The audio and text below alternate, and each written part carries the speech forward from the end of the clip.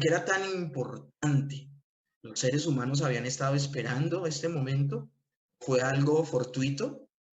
¿El pueblo de Israel estaba esperando que viniera el Mesías?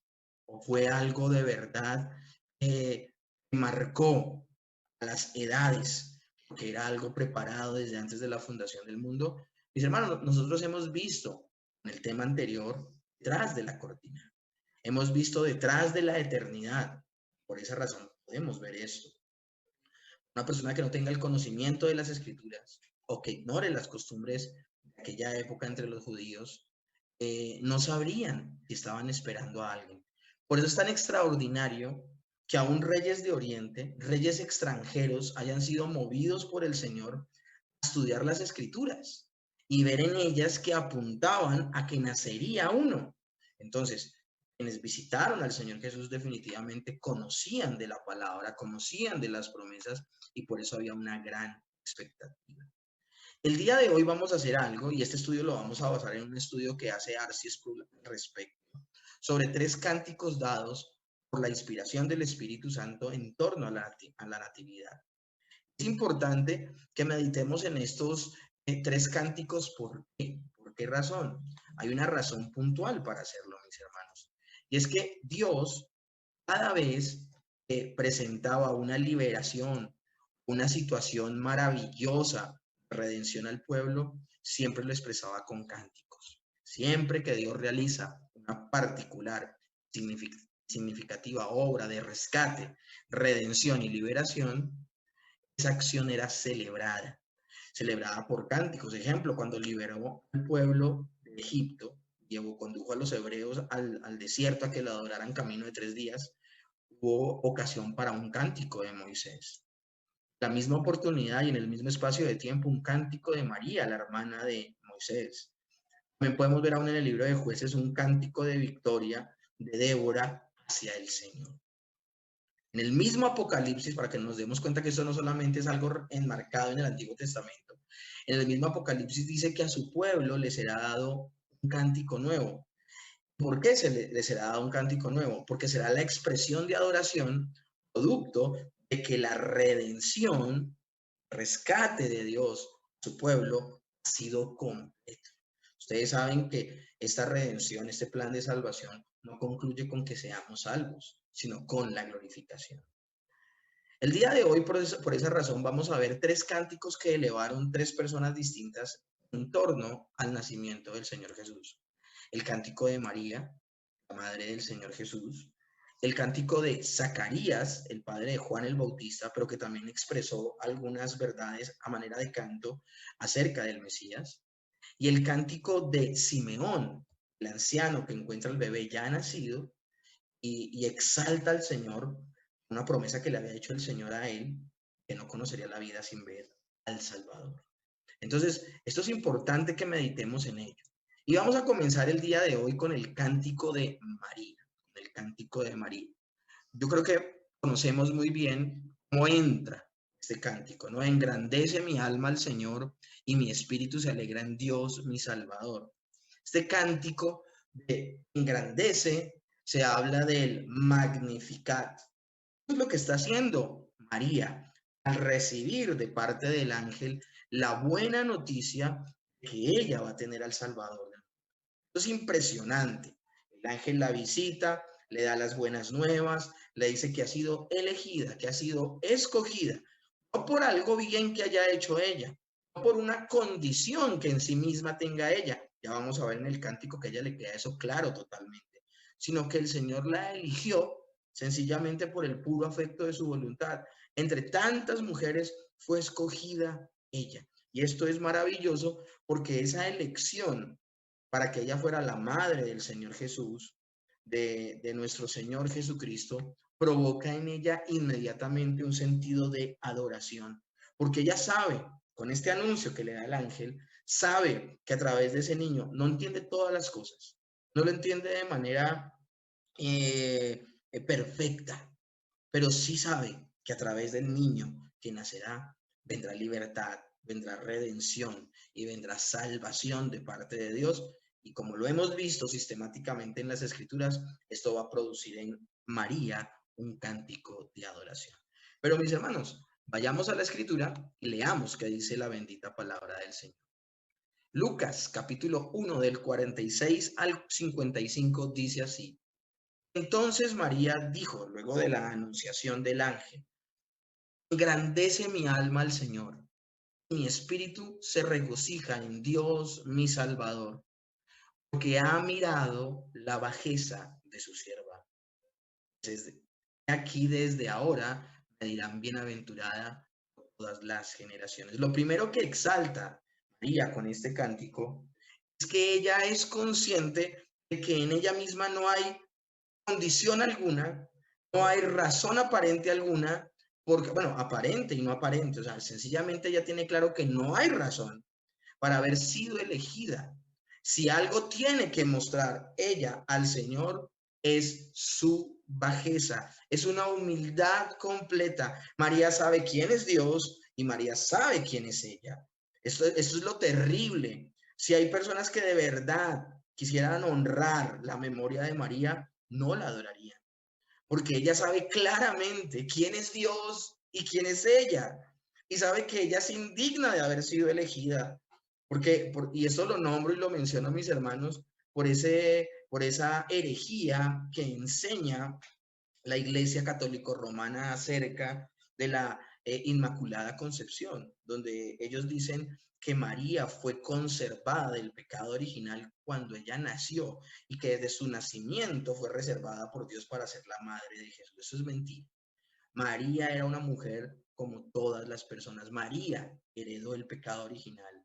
En María había corrupción y culpa. Y por eso María buscaba incansablemente el rostro de Dios para hallar en él salvación, hallar en él refugio y vida eterna. Es en ese estado normal de María, ya no es una persona extraordinaria, que ella se asombra por haber sido elegida y por eso dice, porque ha mirado la bajeza de su sierva. Pero ella sabe que después de haber sido elegida como madre del Señor Jesús, desde ahora le dirán bienaventurada todas las generaciones.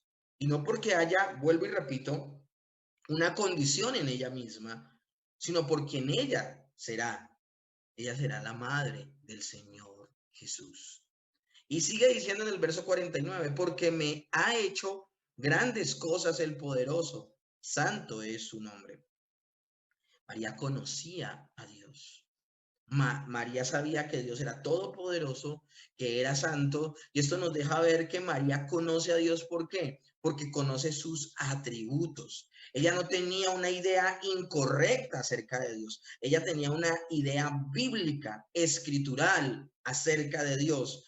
Y la idea escritural y bíblica que la palabra le había mostrado de Dios era la idea que ella abrazaba acerca de Dios. Ella no había armado a un Dios conforme a su corazón, es decir, un ídolo, sino que tenía un correcto entendimiento de Dios. Y por eso ella se humilla, engrandece a Dios. Por eso dice, engrandece mi alma al Señor. Ella busca en este cántico y en esta oración a manera de salmo y de canto, ella engrandece al Señor por lo que Él es, pero también le alaba por lo que está haciendo. Y dice, y su misericordia es de generación en generación a los que le temen. Ella, como todo judío de la época, y eso lo vamos a ver más adelante, sabían que se aproximaba un juicio. De pronto algunas veces en su cotidianidad, el judío nominal lo olvidaba, pero ellos sabían por las escrituras que se aproximaba un juicio. Pero que antes de ese juicio vendrían tiempos de refrigerio, vendrían tiempos de reconciliación, vendrían tiempos de misericordia. Y María asocia la venida de ese bebé, maravillosa anunciación. Ella asocia este nacimiento con las misericordias del Señor a su pueblo. Sigue mencionando, hizo proezas con su brazo, esparció a los soberbios en el pensamiento de sus corazones, quitó los tronos a los poderosos y exaltó a los humildes.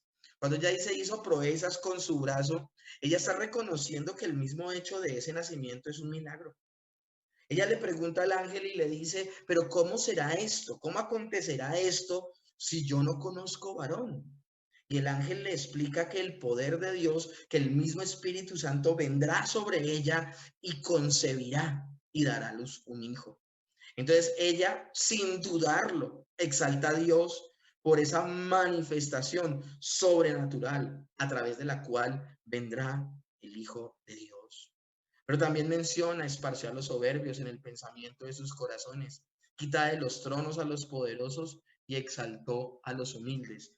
Él mismo deja este mismo cántico, esta misma adoración de María, deja ver que ella es consciente de que Dios no tendrá por inocente al culpable, pero que tendrá misericordia de los que quiera tener misericordia. Es Dios quien endurecerá el corazón de algunos y el que tendrá misericordia y sensibilizará a otros. Y esto es impresionante, mis hermanos, porque el mayor acto de fe que puede tener una persona es que se humilla delante de Dios y reconoce que no hay nada en él ni para ofrecerle a Dios, ni para conducirse a sí mismo a la salvación. Sencillamente reconoce que no tiene nada para agradar a Dios y no tiene nada para alcanzar su propia salvación, que se encuentra perdido. Y si encuentra alguna esperanza, la encuentra es en Dios. Sigue cantando María y dice: a los hambrientos colma de bienes y a los ricos envió vacíos. Sigue haciendo ese contraste entre el poderoso y el débil. Y es que, mis hermanos, la mayor fortaleza del creyente, la mayor fortaleza del Hijo de Dios es saberse débil.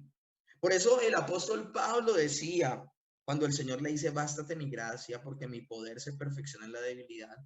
Entendiéndolo perfectamente, el apóstol Pablo dice: bueno, entonces yo me gloriaré más en mis debilidades que en mis fortalezas, porque entonces, y solo entonces, cuando reconozco que soy débil, entonces soy fuerte. Ella lo que está diciendo con este cántico de exaltar a los humildes y a los hambrientos colmar de bienes es que toda bendición del creyente proviene de Dios. Él no se la autosuministra, el creyente no se autosuministra bendición, como si pretende hacer el duro de corazón, el incrédulo, el que se piensa a sí mismo rico.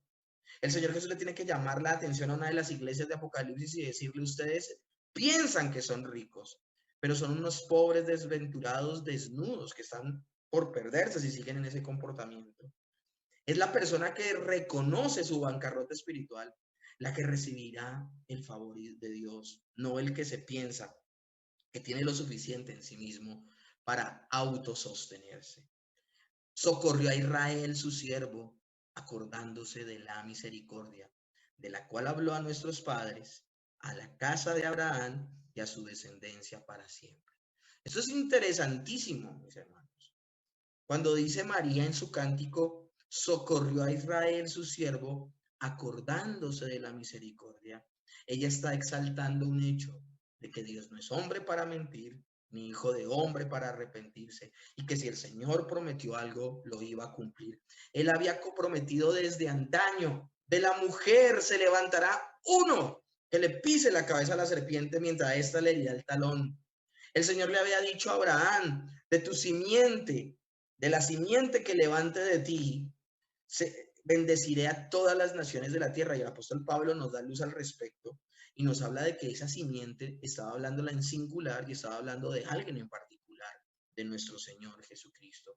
Le dijo a Moisés que iba a vendré un profeta poderosísimo, que él sí los llevaría a amar la bendita palabra del Señor y a poder atesorarla en su corazón y a seguir al Señor de todo su corazón. Uno que le cambiaría el corazón al pueblo.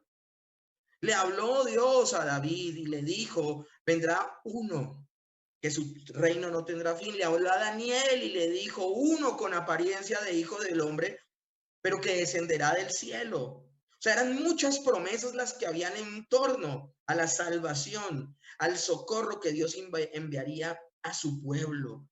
Cuando María dice: Dios se acordó de la misericordia, está hablando de que Dios cumple todas y cada una de sus benditas promesas. Ahora, esas promesas serían cumplidas. En Génesis 3:15 dice: de la mujer nacerá uno, vendrá uno que acabe con la obra de la serpiente de Satanás. Y Adán y Eva piensan que es el primer hijo que les van a hacer.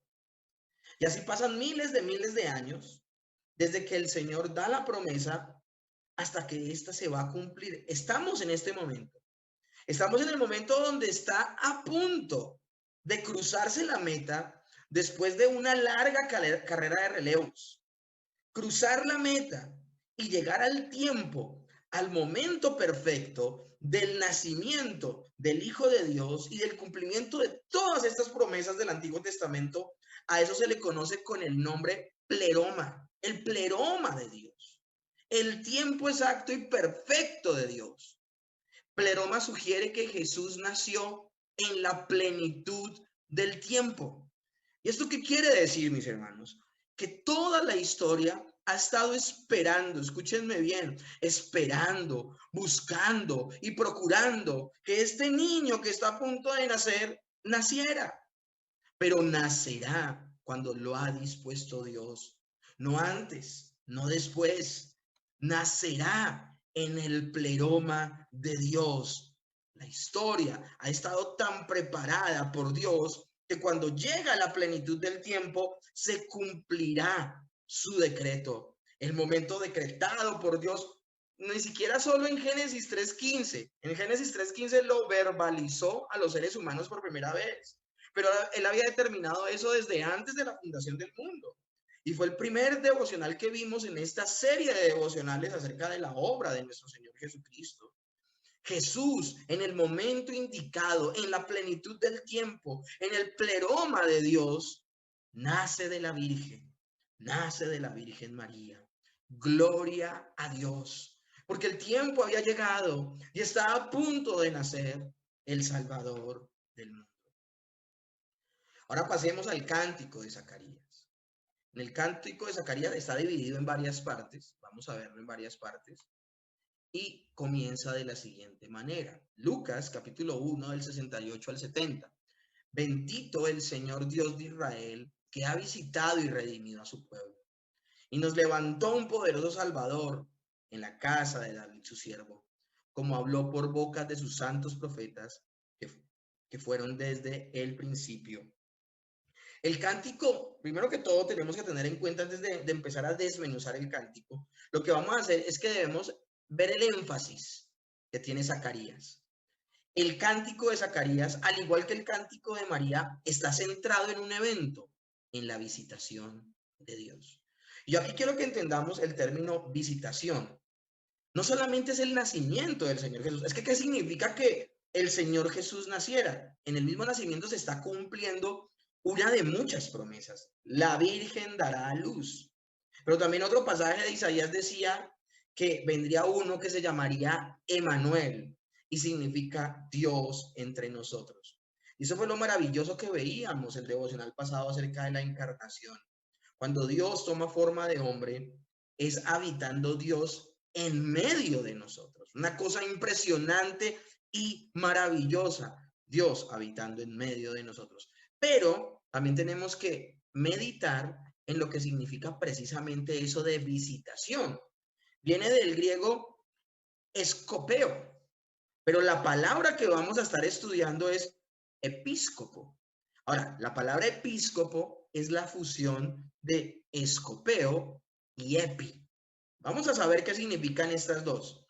Escopeo significa a través de lo cual miras más claramente. A través de lo cual miras más claramente. Escopeo es uno que permite ver lo que a simple vista no se ve. Por esa razón es que hay términos como microscopio o telescopio, porque sin el telescopio no veríamos las estrellas tan cerca. O a través del microscopio no podríamos ver las bacterias en la dimensión que nos permite el microscopio. Entonces, escopeo es una palabra que se refiere que a través de ello puedes ver más claramente. De hecho, escopeo es uno que permite ver lo que a simple vista no se ve.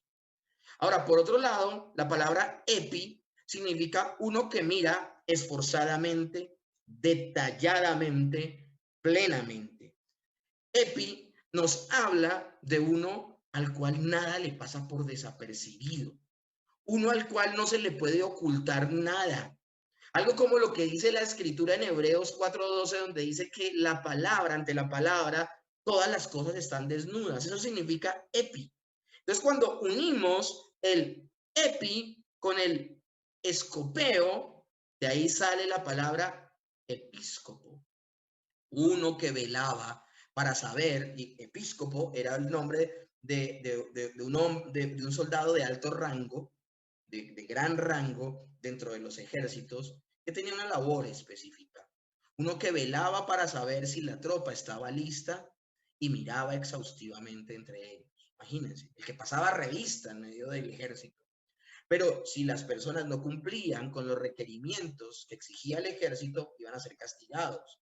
Pero si tenían los requisitos al día, iban a ser premiados. De alguna manera, esa palabra episcopo es relacionada también con episcopal. Y de la iglesia episcopal es donde se levanta una figura como el arzobispo. Y cuando hablamos de arzobispo, si hablamos en el griego original, se refiere a nuestro Señor Jesucristo. Cristo es nuestro supervisor, supervisor que mira de forma extraordinaria todo lo que sucede en medio de su pueblo. Y podemos hablar que la visitación del Señor Jesús tiene dos sentidos.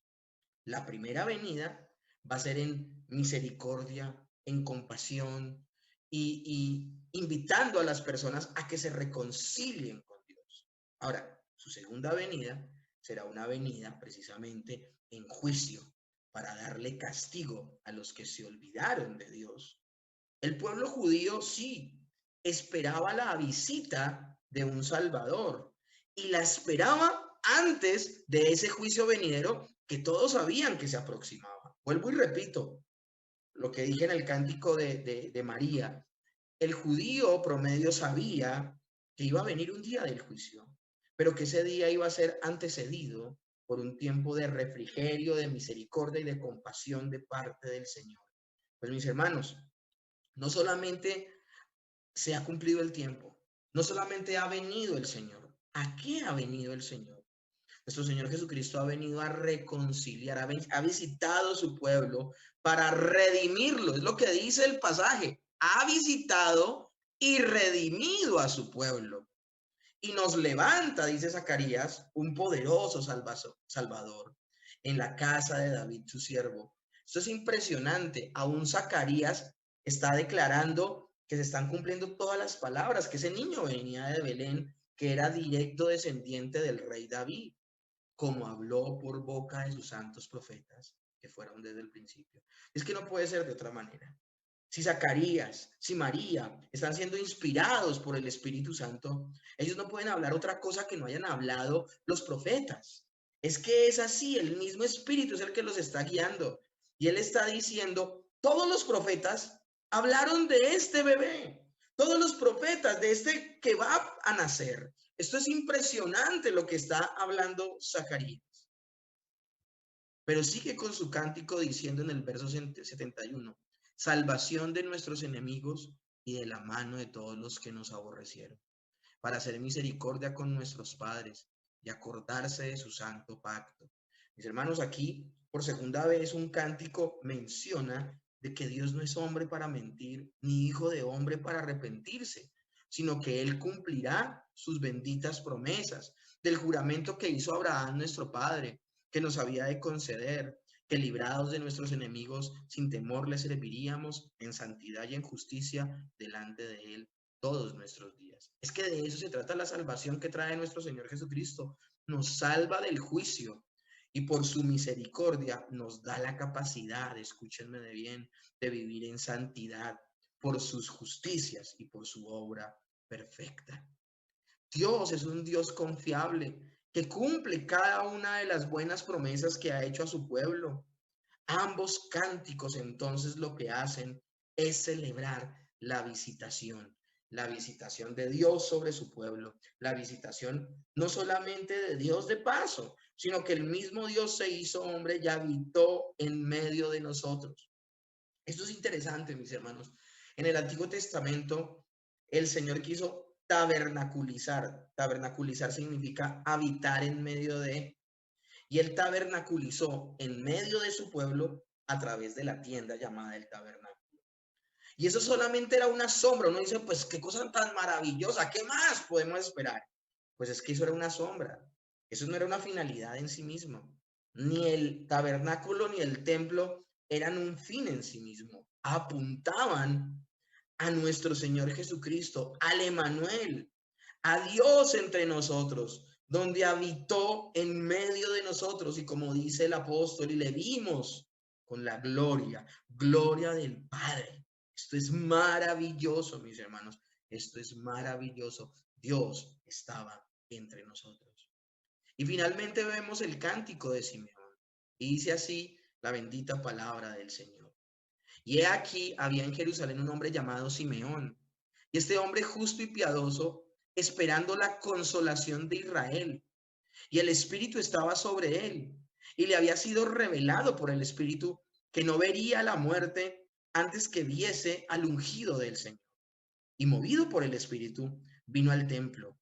Y cuando los padres del niño Jesús lo trajeron al templo para hacer con él conforme al rito de la ley, él le tomó en sus brazos y bendijo a Dios diciendo, ahora Señor, despides a tu siervo en paz, conforme a tu palabra, porque han visto mis ojos tu salvación, la cual has preparado en presencia de todos los pueblos, luz para revelación de los gentiles y gloria del pueblo de Israel.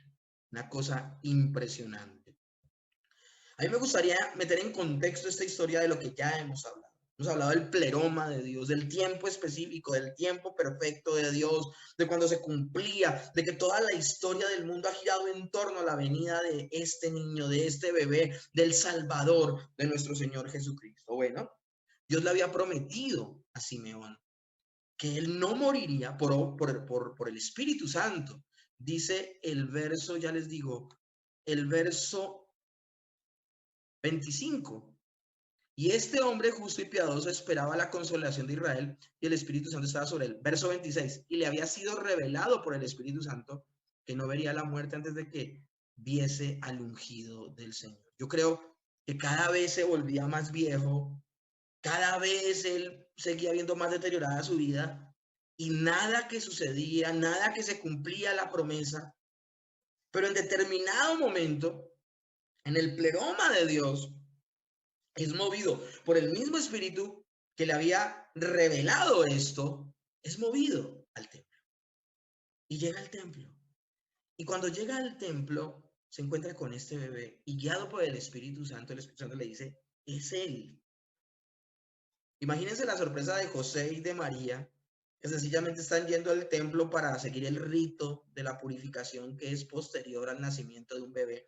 Purificación tanto para el bebé como para la mamá. Al bebé se le circuncidaba y la mamá tenía que hacer una serie de cosas para estar purificada ceremonialmente. Lo tremendo del asunto es que llega un extraño y toma al bebé en sus brazos. Ahora, cuando ellos escuchan lo que dice este hombre, se van a dar cuenta que no es un extraño, sino que es un hermano en la fe. Y esto es impresionante. Dios le ha hablado a María, Dios le ha hablado por medio de un ángel a José, o sea, por medio de un ángel le habló a María y a José, y viene este hombre y empieza a hablar el mismo discurso. Miren cómo es la fe la que nos une como hermanos. El que hasta hace un segundo era un extraño y luego alza al bebé y empieza a dar ciertas declaraciones, ellos empiezan a dar cuenta que eso es lo que Dios les había hablado a ellos acerca del niño Jesús, de nuestro Señor Jesucristo. Y conforme a la palabra de Dios, Él ve en ese bebé, Simeón ve en ese bebé al Salvador. Israel llevaba mucho tiempo, mis hermanos, gimiendo en dolor.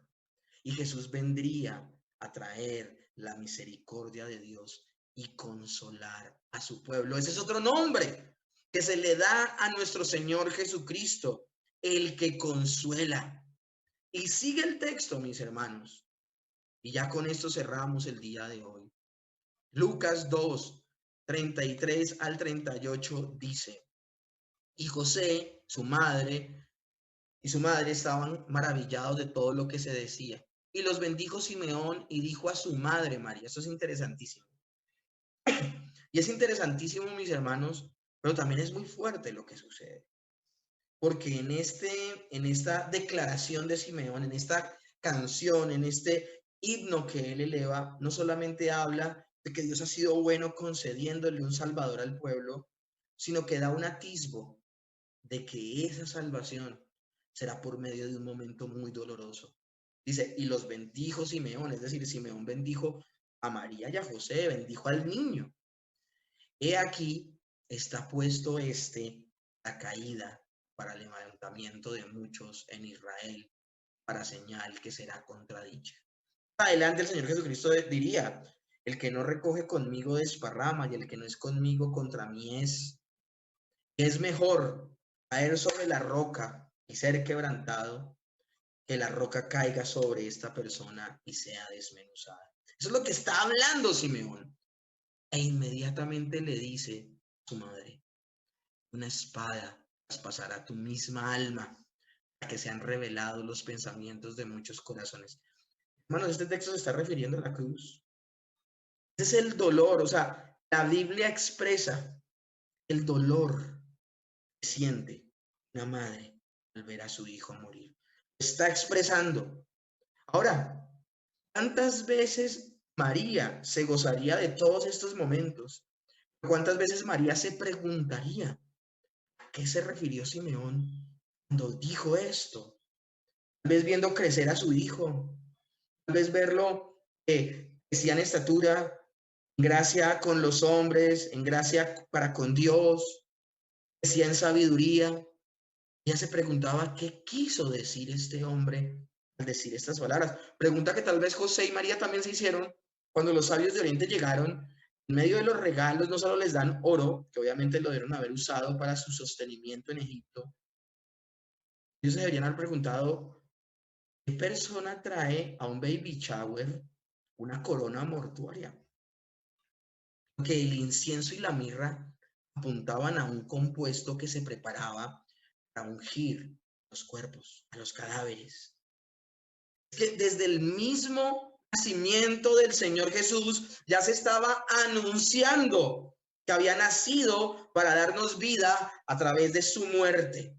El ministerio de la humillación que hablamos en el devocional pasado. Ahora, cerrando el día de hoy con este cántico y con esta situación más bien, encontramos que entra otro personaje en esta situación. Estaba también allí Ana, profetisa, hija de Fanuel de la tribu de Aser, de edad muy avanzada, pues había vivido con su marido 7 años desde su virginidad y era viuda hacía 84 años, y no se apartaba del templo sirviendo de noche y de día con ayunos y oraciones. Miren lo que dice ella. Esta, presentándose en la misma hora, daba gracias a Dios, hablando del niño a todos los que esperaban la redención de Jerusalén. Sí, mis hermanos, se van a levantar muchos incrédulos. Se van a levantar muchas personas que van a decir, él no es quien dice ser. Pero aún siendo un bebé, Dios mismo le dio testimonio en esta oportunidad a 2 ancianos de que tenían en sus brazos al Hijo de Dios. Mis hermanos, esto es la anunciación y la natividad de nuestro Señor Jesucristo